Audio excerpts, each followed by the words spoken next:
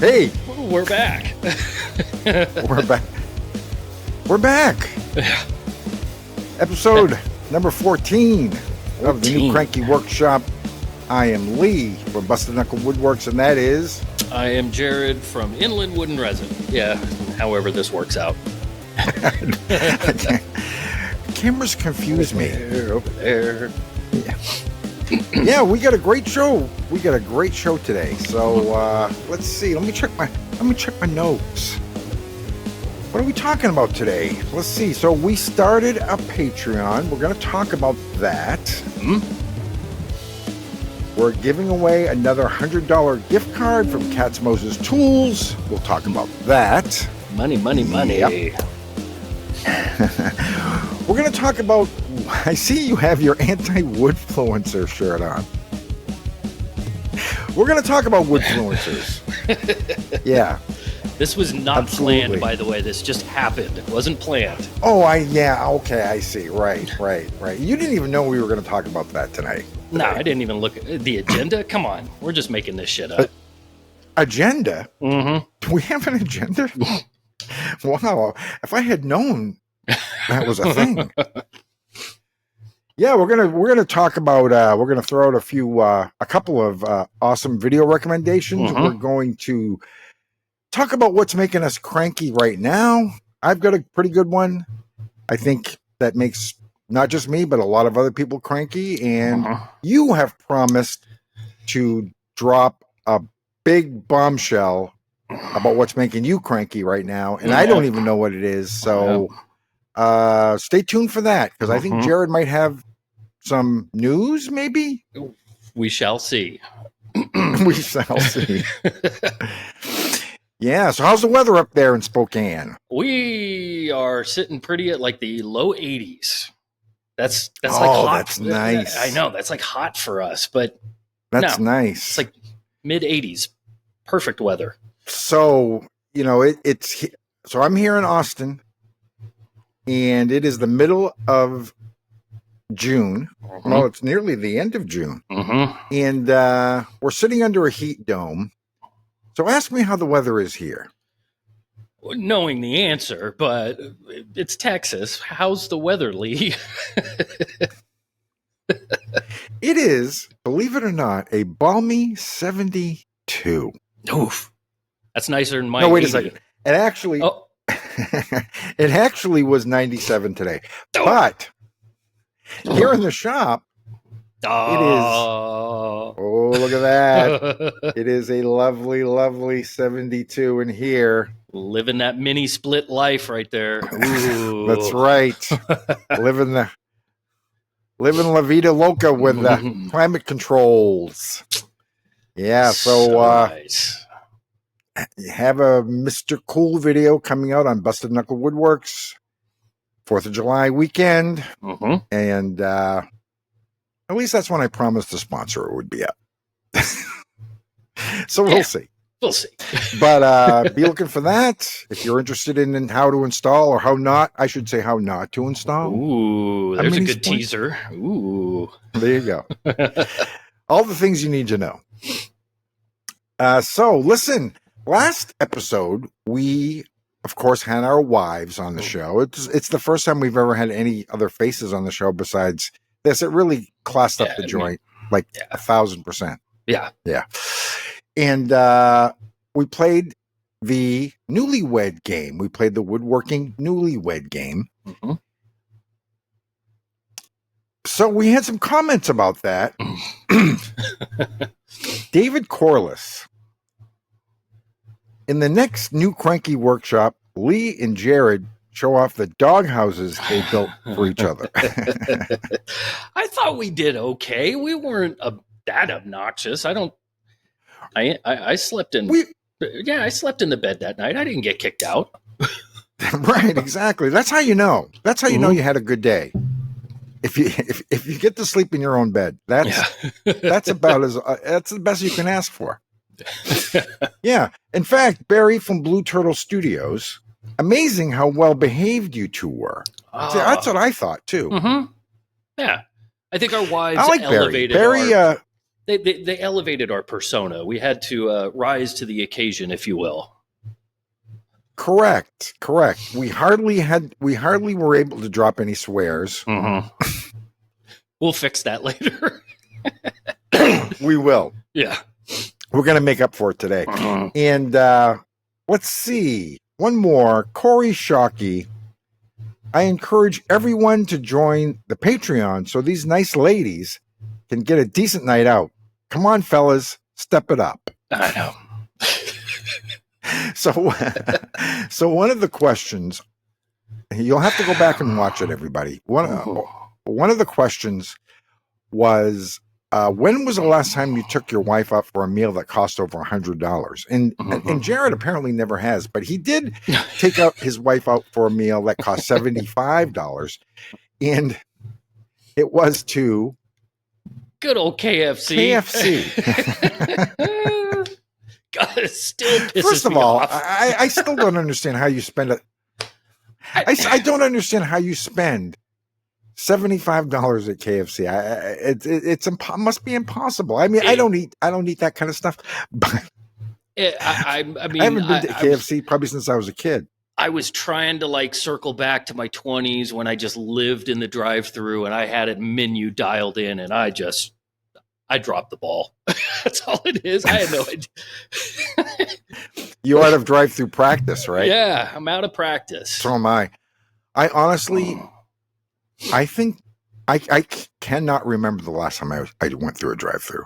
Yeah, I just don't eat fast food. So. I don't really either, and that one time I think has finally put the nail into the coffin why I won't do it again. Well, yeah, man, if it's $75 now to go through a drive-through, yeah, I'm done with that too. So yeah. So anyway, we started a Patreon, so let's talk about that. Yeah. And to kick it off, we are giving away a $100 gift card to Katz-Moses Tools to one of our lucky members, one of our lucky current members. And how many members do we have now, Jered, that you have in the hat?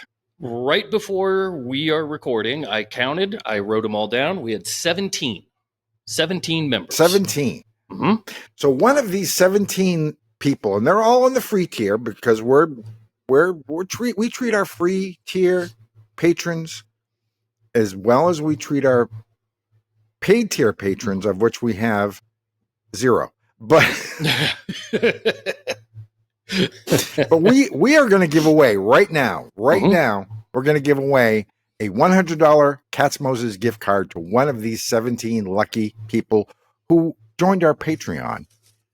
And you ready? I got them all right here in my nasty shop. Okay, buddy. So, here we go. I'll hold it up here. I can't see. We'll go with this one. Oh. Mr. Corey Shockey of all people. Oh, my goodness gracious. I don't even know that guy. Do you know that guy? I don't know. He comments on everything, but I don't know. He's just a smart ass. Yeah. Corey's a good friend of the show. He's a big fan. So that's great. I'm glad he won. Yeah, there it is. He deserves it. Way to go, Corey. There you go. Fantastic, Corey. You are going to be getting a $100 gift card to Katz-Moses Tools as soon as I can think of remembering to mention your name to Jonathan. Yeah. Hey, listen, guess what we're going to do? Guess what we're going to do, everybody? Everybody's listening to the show. We are going to give away another $100 gift card next time. Mm-hmm. So don't sleep on it. If you want to win, now Corey can't win again. No. Or maybe he can. I don't know. Well, we'll see. but somebody else is going to win a $100 gift card in our next episode. Free, paid, all members are eligible. Just go sign up. Patreon.com/the new Cranky Workshop. Very easy to find. I'll put it down here. I'll put a link in the description. Just go there, sign up on our free tier, and you will be eligible to win. So fantastic. I check it about an hour before we record so that we have up-to-date numbers. Okay, so I'm trying not to miss anybody if you try and squeeze it in right at the last second. Absolutely, absolutely. So, I'm itching to get to this. I can't wait any longer. Okay. We're going to talk about what's making us cranky right now. So go ahead, Jered. I got the line for The you. line. Lee, what is making you cranky right now? I didn't bomb it. Yes. All right. This is what's making me cranky right now. Big box store employees and how much they suck. These fucking places used to hire like retired tradespeople, guys that had a work ethic, you know, old white guys who named Chet who voted for Trump.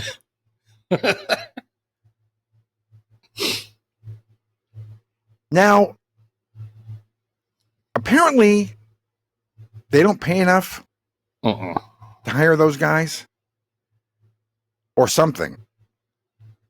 Because now they hire children who don't know anything. And that's fine because when I walk into a Home Depot or a Lowe's, I haven't been to a Menards since I moved out of Illinois, but I imagine they're probably the same. I'm like that Ron Swanson meme. I know more than you. I know more than you. Fuck out of here. I know more than you. But here's the thing. Why do they have 27 teenagers hanging out at the self-checkout, playing grab ass and scrolling on their phones? How is that a job? Tell me how that's a job. Because here's the thing, and here's the other thing that fries my ass. This makes me cranky. I walk up to the self-checkout, and it's a self-checkout with a $1.50 bag of screws, and I'm going to scan it, and they grab it, and they're like, oh, can I scan that for you? Oh, yeah. Fuck no, you can't scan this for me. I know how to run the checkout. You know what I needed help with? When I was back there, and your app said you had 9 of these things, and you didn't have any on the floor, but they were 20 feet up in the air. But I couldn't find anyone to bring them down because you don't stock the shelves. That's when I needed help. I don't need help scanning a little tiny bag of screws. I don't need help with that. Move your ass, get out on the floor, and help the customers find shit in this unorganized, godforsaken fucking hellhole. Come on, man. Jeez. I swear to God. I mean, why do they let them have phones? Here's the other thing. Why do they let them have phones? I'll tell you why. Because they use the phones to look up inventory. Now, if Home Depot was smart, they would give them dedicated devices that the store would own that only had one goddamn app on it. The Home Depot app. Yeah. That's it. Look up the SKU number. Whatever. Absolutely. But they won't do that because why should we do that? Everybody has their own phone. We'll just install the app on people's personal phones. Well, guess what happens when you hire a teenager and let them have their phone? No work gets done. Nothing. No. It's nuts, man. Do you go to Home Depot at specific times? Do I go to Home Depot at specific times? Yeah, or is it, shit, I just need to go right now. I really try to go. If I have to go now, I'll go now. But if I plan it, I really try to go first thing in the morning when they open. First thing. 6 a.m., ass crack of dawn. Yep. That's when I want to go. That's when all the contractors are there. That's when it's not crowded. That's when you can get in and out. That's the best time to go. 6 a.m. Yeah, I find myself going either after I get off of work, so it's 3:30, 4 o'clock in the afternoon. Everybody is, in the trades. The worst time. Well, at least at mine, everybody in the trades is already done for the day. So it is walk in, walk out. It's a ghost town in my local Home Depot. Or I do what you do. I go at the crack of dawn, and I usually go either Saturday or Sunday morning. Sunday, everybody's getting ready for church. Right. There's no lines. I walk in, I walk out, I'm done. But yeah, I don't know. I haven't noticed the youth in Home Depot, because I guess a lot of the employees at my local Home Depots, they're older. But at other establishments, yeah, it's you guys are just sitting there dicking around on your phone. Get off your ass. Like, I'm a paying customer. There's a reason why nobody likes Zoomers. Yeah. And if you need help getting stuff from an overhead bin because they don't have it on the floor, again, why don't they stock the shelves? I don't know. And you have to walk up to the front because that's where everybody is. And you say, hey, I need some help with this thing. It's on your app. It says you have 9. And I can see the SKU up there, but I can't get it because I can't drive your forklifts. Yeah. Apparently. That, or I can't roll that little staircase up to the thing either,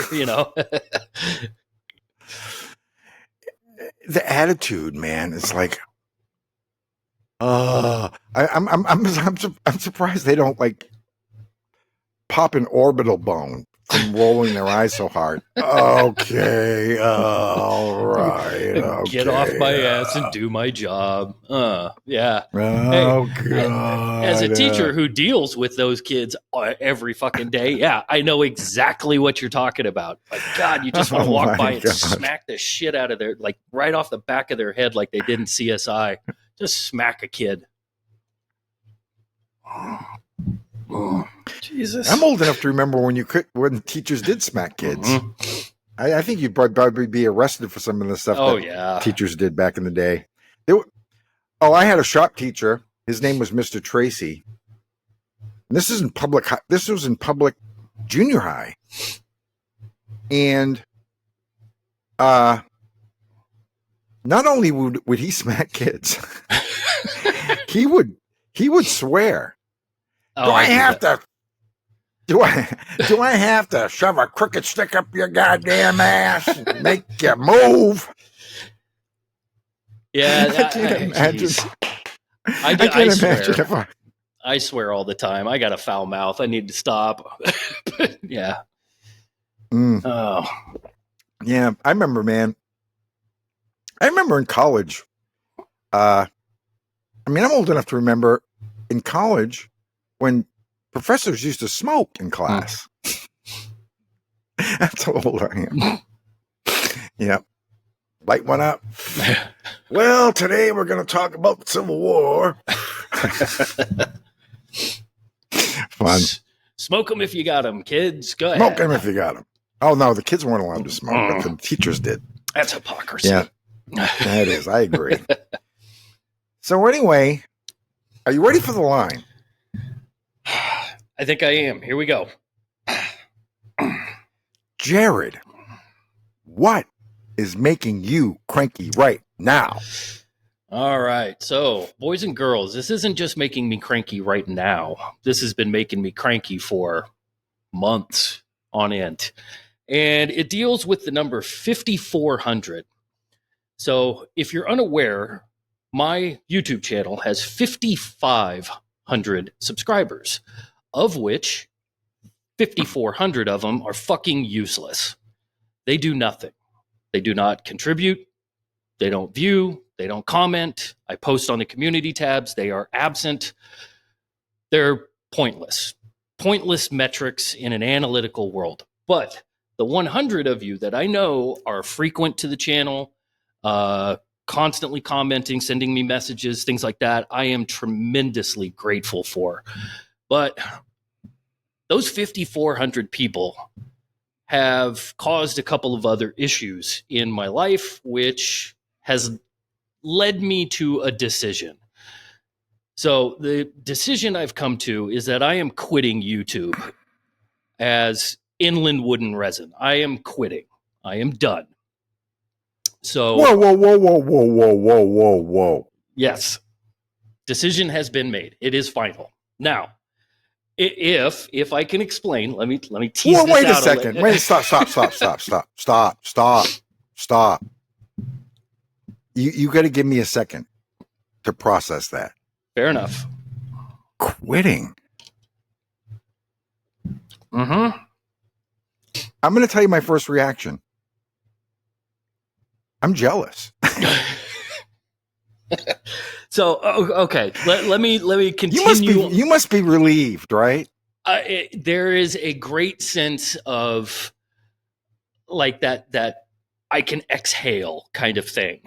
So exactly the two things that have occurred, which have led me to the decision that are internal, that have been externally motivated, is, I release a video. Especially, let's just look at the most recent one, the screen door video. Not only did it take me a considerable amount of time to fix my mistakes in that build and salvage it, and then spend another 25 or 30 hours editing the video for it to get 500 views. I was fucking livid. I lost my shit. I was really pissed. And I did what most content creators do. You go down the rabbit hole and you try to figure out what happened. So you're staring at data, you're watching other videos, you're listening to other people, you're asking for feedback, you're doing all of these things, and you try to implement, and all of that adds up to time, more time. And the thing is already done. And the truly ugly part of this is that all of that time was time that turned me into an absent father and an absent husband. I was not paying attention to my child. I was not paying attention to my wife. And I had to get called out on that. So my wife called me out on it. She said, like, your kid wants to spend time with you and you're stuck in front of a goddamn computer screen. So there was a little bit of a come to Jesus moment, a little realization where I had to step back, make a decision, and say, this isn't working out for me the way that I hoped it would work out. And because I have 90+% of my subscriber base not participating, I have to do what I've done with all of those types of relationships. I got to cut them loose. So my plan is this. I am not quitting this second. I'm not just walking away. I've got three more videos, and one video will be released by the time this episode airs. And then I'm going to go dark. I don't know for how long, but I've got 3 videos left. And in those 3 videos, I am going to say whatever the fuck I want. The gloves are going to come off. If you are one of those 5,400 people, it might not go well for you. I am going to completely rebrand the channel. I'm going to try and dupe them into watching by changing the name of the channel, the logo, everything. And I am just going to exit on my own terms. So I can tell you this about the last video. It is something that no YouTuber has ever done. Definitely nothing, or no YouTuber in the woodworking world has ever done. And hopefully it will be the thing that kills my channel. That's what I'm hoping. So there it is, boys and girls. There's my bombshell. I don't know if I got 6 months left. I got 8 months, another year. But after this one that's getting released, I'm going to take my good sweet time getting those last 3 out. And then I'm done. No more. Wow. Unbelievable. Man, seriously, I think you're making the right decision. If I were in your shoes, I would do the same exact thing. I honestly believe, I know how hard you tried. You can hold your head up. I'm not. You left it all on the table. Yeah, I'm not disappointed. But you shouldn't be. It's just a level of frustration that is unneeded and unwarranted. So just cut it loose. Yeah, it's not worth it, right? it's not a fulfilling hobby. No. No. No. And if I was in it just as a hobby, I definitely wouldn't do it. Yeah. I have a family. I have friends. I have, I live in one of the most exciting cities on earth, live music capital of the world. I can't remember the last time I went to see a live band.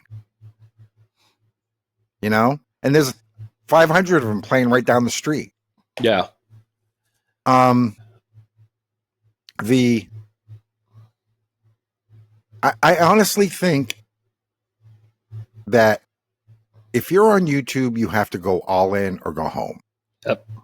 That's what it's become. My goal. Yeah, it is. My goal has been and is to go full time. And in a year, if I'm not able to go full time, I'll be right behind you, because there's no point in it otherwise. Yeah, there's no point in it. There's no point in treading water for months or years. I see people doing that, and I just ask myself, why? Yeah, why? I mean, I for 8.5 minutes, the thing that got me noticed is I pointed the finger at a whole bunch of people, and the thing that I had to learn and realize was that, like you say, in order to do this well, you have to have resources, of which time being the number one factor. You have to have money. You have to have a production team behind you, right, doing all of your editing, videographers doing all of your shots, photographers taking pictures of things, and you as a content creator are simply a host. That's what it's become. I think you are just a host presenting a thing, and everybody else who is behind the scenes is doing all of that work, and you can up that production value, then get the sponsorships, then bring the money in and do all of the things that can make it lucrative. But for a single person operation, I mean, this is like the definition of insanity, spending 40 odd hours on a thing to get 500 views and earn $2.86 off of that video. Like, right. I never wanted the whole endeavor to be about money, but there are better uses of my time, of which spending time with my family is a whole hell of a lot better than beating my head over my workbench trying to figure out why 5,400 people don't fucking participate.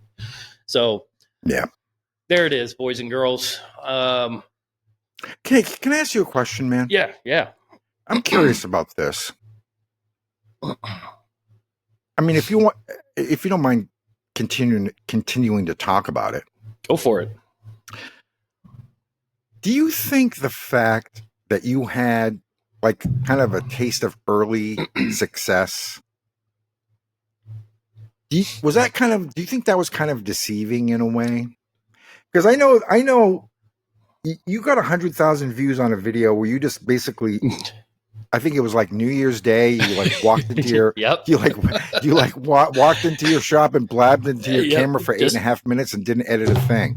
No, it was about the most stripped down. Did you think at that point, video. This is titties and beer now? Yeah, this is no problem. I had no clue of what I was doing. I just wanted to. The Christmas season comes around and you see the same shit over and over, and every influencer's making those big pushes, and that was my reaction to it. And apparently I either touched the third rail or I struck a nerve, one of the two. Right. And right. Yeah, all of a sudden I go from getting 200-300 views to 100,000. I'm like, what the fuck just happened? Like you said, that was probably the most stripped down, bare bones stream of consciousness that I've had on the channel. And it has been, by leaps and bounds, the best performing video I've ever produced. Is it the best video I've produced? Fuck no, that thing's terrible. That's awful. But you know, I could have gone the route of doing what everybody tells you to do and double down, triple down, quadruple down until you beat a dead horse, but I didn't. So I don't know, maybe I'm at fault for the lack of 5,400 because they came to my channel because I did that, and I haven't given it to them since. But I'm definitely going to give it to them now. Oh, yes, I am. Oh, man. This is going to be fun to watch. Okay. It's going to be a total shit show, boys and girls. Come along. Come and watch. It's going to be fun. Inland Wooden Resin. Check it out. Because, yeah, it's going to go down in a blaze of glory. It's going to be a glorious dumpster fire of a channel killing. That's what it's going to be. I would do the microphone drop thing, but I paid good money for this. Yeah. And before I forget, because I glossed over it really, really quick, remember to get your submissions in of what's making you cranky right now. Get those submissions in. Go through. I did a whole video on Patreon laying out all of the guidelines. Get those submissions to us so that we can do the next episode with all of your crankiness. Yeah, absolutely. I would love to do that. Yeah, if we get enough, we'll do a whole episode of you being cranky on video on our show. And us just laughing at you because it's funny. Yeah, absolutely. You know something, man? YouTube is hard. Oh, yeah. And I think we were going to talk about Woodfluencers, so let's talk about that. YouTube is hard. And I think that's why a lot of guys, especially, I've noticed that there are basically two like genres or camps. YouTube guys and Instagram guys. And when I say Instagram, I mean Instagram, TikTok, Facebook Reels. Okay, short form. And YouTube. YouTube is hard. And I think that's why a lot of these so-called Woodfluencers avoid it. Doing a 1-minute reel is infinitely easier. Infinitely easier. I've done plenty of them. When I started on YouTube, I was just a shorts channel. And after 6 months, I had 80 subscribers. And I said, well, maybe I need to pivot. Right. Because I wasn't too good at it.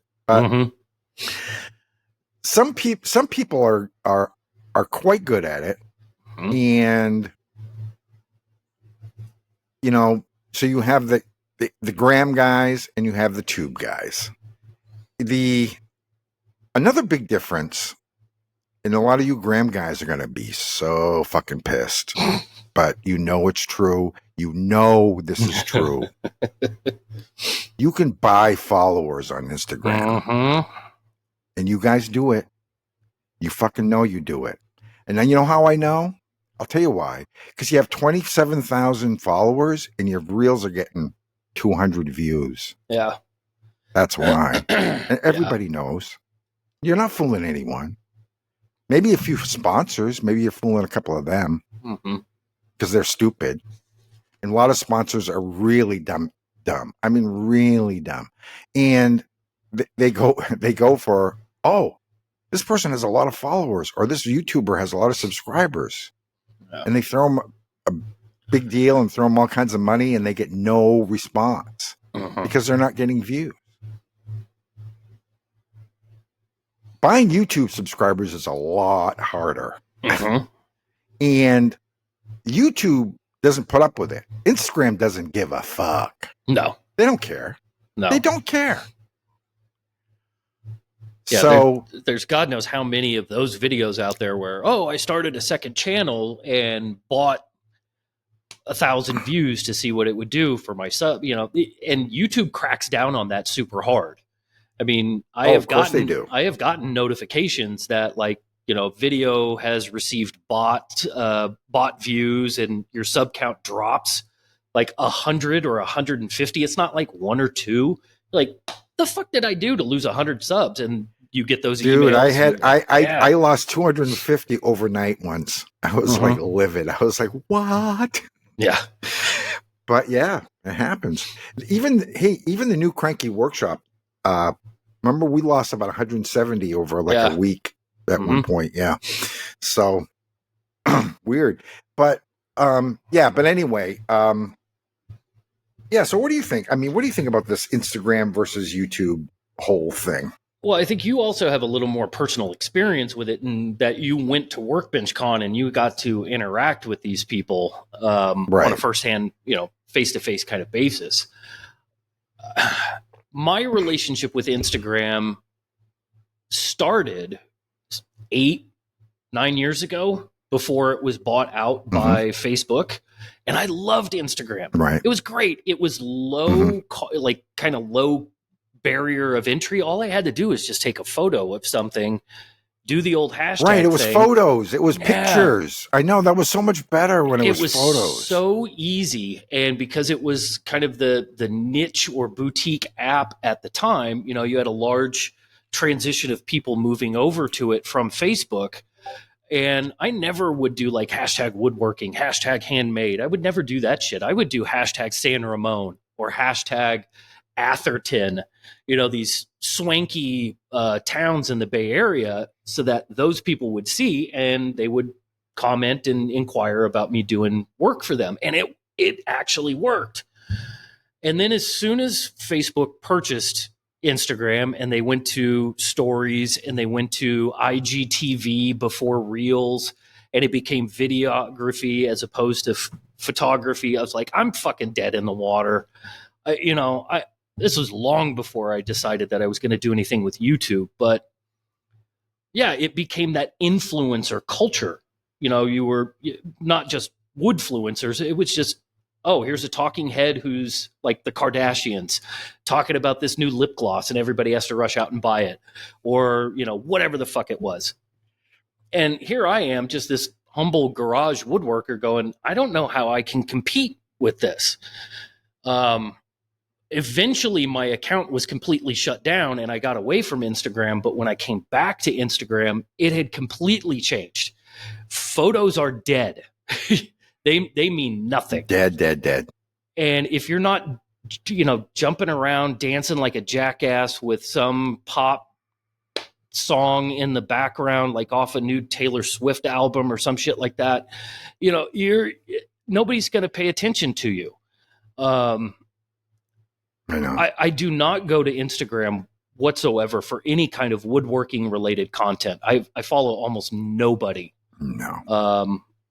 Like you can't do a project in a minute or a minute and a half long reel.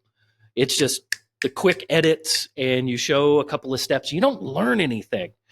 So this whole Woodfluencer culture on Instagram, I do not understand. Quite frankly, I don't really appreciate it. I guess people are talented and are able to gain traction. But like you said, the two different camps, I think Instagrammers really only talk to Instagrammers. They don't talk to YouTubers. It's baseball and football, both sports, both athletic, but two totally different games. And I think I think the YouTubers who use Instagram use it to market their product, and that's genius for them. Sure. But they're not creating any kind of like dedicated content. I mean, why would you when your primary source of income is over on YouTube? Right. I mean, you have guys like, you have a few that cross over, right? Like one that comes to mind is Eric Spenceley from Spenceley Designs, but he does like valuable, worthwhile content on YouTube, and then he just does sponsor reads on Instagram, ad reads, right? Yeah. Oh, you look at this new Craig thing. Look at this new, I was actually scrolling today and I saw one from Spenceley, and it was a Festool blade resharpening thing for like $45. Yeah, like, right, exactly. Yeah, how they're fucking pushing stupid that is now. that? I saw that one too. Yeah, I got a sharpening place down here that'll do 10 blades for $100.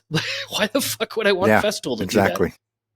I don't know. Yeah, I don't know. They're partnering with WD Quinn out of St. Louis, who's actually a really good company. I have a couple of their blades, but who wants to send a blade to St. Louis? Yeah, you can actually buy a pretty nice sharpening machine off of Amazon for $200 if you have a lot to do, right? So yeah. I just think that's like you said, the point. The YouTube guys use Instagram to do ad reels, to push product and stuff, and the nice little succinct 1 minute commercials. I think Paul Jackman is he is the absolute genius at that stuff. But yeah, the Instagrammers themselves, I'm like, I don't fucking care. I'm not watching this shit. So no. Yeah. So man, let's talk about video spotlights. Yeah. This whole show has been depressing so far. We talked about the things we hate. and then we talked about yeah, I know. And then we talked about Woodfluencers, who are the skeeziest people on earth. Both of us included. Yeah. So why don't you go ahead and give us your video spotlight? Go first? Video spotlight. All right. The video go ahead. that I am spotlighting comes from a German channel. No bombshells there. I'm not breaking protocol just yet. We're not there yet. Comes from a channel called Cardamov Makes. And the name of the video is, I love how this project turned out, making an astonishing table lamp. So, a little behind the scenes thing here. A lot of the videos that I recommend, yes, being foreign, but also usually revolve around a project that I am currently in the middle of. So I take inspiration from these videos. So I am in the process of building 4 or 5 lamps. There will be no video on this because it's boring as fuck. But this video, I think, is fantastic. It's a great kind of mixed media. Obviously, he's using wood, but he's mixing in concrete. There's a little epoxy in there. There is LEDs. I mean, it's got the works, but it is a nice step-by-step process. You got your little backing track so that you can groove with the music. Yeah, he's using some higher-end tools. There's some CNC in there. I'm always a guy that's geeking out over somebody who's got a sliding table saw. But I mean, I noticed that. There are those moments though where like, oh, I'm going to chuck this thing up in my drill press to be able to sand it, and the thing goes flying off. Like there's that realist moment or two in the video where you can go, all right, I can disassociate myself from the tools. This guy's a real guy. And in the end, I think it's a really basic, kind of minimalistic, mid-century-esque lamp, and it's cool. It works. It's a very simple project. I have no inclination to try and fart around with concrete, but how he goes about those mold making is cool. Right? Yeah, you just froze up there a little bit. Okay. Sorry if I talked over you, but I loved the concrete base and the stem and how he did it. Right? Yeah, kind of using like a PVC pipe to make the stem and pouring the concrete in there, and it came out all nice. I can only imagine that if I tried to do that, it would just all be full of white voids and stuff. Pitted and just damn it. Yeah, I know. No, I'd have to epoxy the concrete. That's what I'd have to do. Yeah, it was a really cool way that he kind of like backwards planned that entire build. Like, I'm going to start here to get this out of the way first, but then I have to focus my time and my effort and make sure that it comes out proper, and then problem solve all the electronics, which he had some issues with. But in the end, I mean, he perseveres and he makes a really cool, very simple lamp. So the channel again, Cardamov Makes. Mine is from one of my favorite channels from Denmark. So this is a foreign one. I haven't done too many foreign ones, but This is one. Jesper Makes. Mm. It's spelled Jesper, but that's not how you say it in Danish. It's Jesper. Jesper. Jesper Makes. Building a cabin with my daughter. It's a good video, I promise. That is actually in the title. Yeah. Building a cabin with my daughter. It's a good video, I promise. That's how you know it's good. Mm-hmm. when There's the the key title to success. actually says it's exactly. It's a good video, I promise. So in this video, Jesper and his daughter build a cabin in their backyard, which is like a giant field. He looks like he has like a whole farm or a really big piece of land. And they decide to build this as inexpensively as possible. Mm-hmm. So they use like pallet wood. They use like reclaimed flooring. They even use like some fallen logs, some fallen black alder from the woods behind their house. At one point, they go like help somebody down the road, like harvest part of a Christmas tree farm, and I think they pull some Doug fir out of that. Yeah. And he has a little sawmill, and this is great because, you know, a lot of times when you have a father, daughter, or a woodworker and a kid, you know, they might let the kid, you know, like glue something or paintbrush something. Mm-hmm. He's hauling logs while she's running this giant sawmill. This kid, right? Mm-hmm. Yeah, she's pushing this blade, you know, while he's out there hauling logs because he can only haul them one at a time, right? So he's hauling them through the woods, and she's running the sawmill, and that's great. I mean, he let her do everything. She's driving screws, she's hammering stuff, and she designed the thing. Like she's the architect as well. She designed it, and then he built the prototype. Yeah, that absolutely. And it's not really a step-by-step video. So he talks about like some of the techniques they use, but he weaves a story all the way through it. And he is a master at this. Yes. If you've ever watched any of his videos, he is the master at this. And, you know, he really gets his daughter involved. And it's really about building a relationship with his daughter and creating memories. I mean, my father's gone now, but the stuff that I remember was him taking me fishing, him letting me work on the house with him. I mean, that's the stuff I remember about my dad. The stuff that we did together, you know, taking me to ball games. Yeah.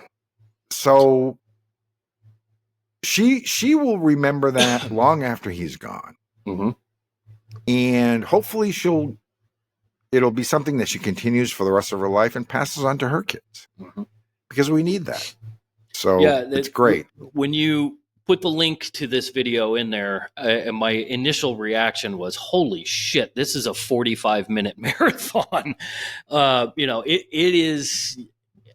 I watched the entire thing because, like you said, Jesper is a master at storytelling, and how he weaves in the actions of what they're actually doing with cutscenes of, you know, here's this brook or this spring that's in my backyard, and here's this and here's that. He builds an experience. You know, you're not just watching a video.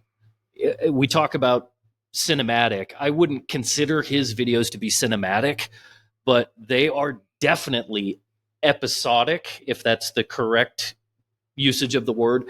It is this thing in his life that he is sharing with everybody. And obviously, being a father of a daughter, it struck a chord. Not that I have any designs on getting a sawmill and having my daughter use it, but nonetheless, I mean, it truly was inspirational, because I think his daughter is late teens, early 20s, maybe. Yeah, I think she looked like about, he didn't mention it, but she looked like maybe between 17 and like maybe 22. Yeah. So, or I mean, something. for somebody like myself who's got a daughter who's only 5, I look at it going, that could be aspirational. We could maybe get to a point like that. But to see father-daughter work together to build something that the daughter primarily makes, Jesper's kind of just a grunt labor. Exactly. Yeah, she's the brains in this for sure. Yeah, it was a really cool video, and like I said, it's a 45-minute marathon, but every single second is worth it. That's a great video. Dude, he has a video on his channel that this video we're talking about right now is pushing about 100,000 views. He has a video on his channel that's an hour and a half with 2 million views. Mm-hmm. Yeah. Can you believe that? 2 million views for an hour and a half video. And the thing is, when you're watching them, I would watch this 45-minute video before I'd watch 4 crappy, shitty 10-minute videos, which is what you're going to be doing anyway. So do yourself a favor and don't do that. Yeah. Yeah. I don't even know if like both you and I added up all of our content together and smashed it into like a giant compilation if we did an hour and a half. So we have a playlist of all our video spotlights on our channel. So just come over to YouTube, check out our playlists, and it's called our video spotlights, I think. So it's every video that we've spotlighted since episode 1. So, and there's some really good ones in there. If you're looking, and there's some big ones and there's some small ones. So if you're looking for some really good content, especially foreign content from Jered, that maybe you don't get served up that often because, YouTube doesn't, serve a lot of those foreign channels to Americans for some reason. Yeah. So listen, leave a comment. What's that say? Support small channels. There's my little mission. Support. There you go. So, absolutely. So leave a comment on the episode. We always read the best ones on the show. So don't forget to sign up on our Patreon page. We are giving away another $100 gift card from Katz-Moses Tools. Jonathan Katz-Moses is a very, very, very wealthy man, and we need to help him give away some of his money because he's got too much money. Look for the Mr. Cool video. How many times can I say Mr. Cool in this episode? I think you owe Mr. Cool 3 or 4 more times. Mr. Cool. Yes. Look for this Mr. Cool. Okay. When I say Mr. Cool, I don't mean this Mr. Cool. I mean this one. Yeah. Look for that video on Busted Knuckle Woodworks and send your goodbye cards to Jered. Yes, letters of condolences to. I'm not going to give you my address. Inlandwoodresin at gmail.com. You can send me an email. That's gmail.com. That's right. Okay. Fantastic. Well, my friend, let me know what it's like on the other side. It's going to be fun, awesome. Boys and girls. Golly, it's going to be fun. There might be, I don't know, maybe I'll just go over to Instagram and make a couple of stories and reels and talk about it there and become a Woodfluencer.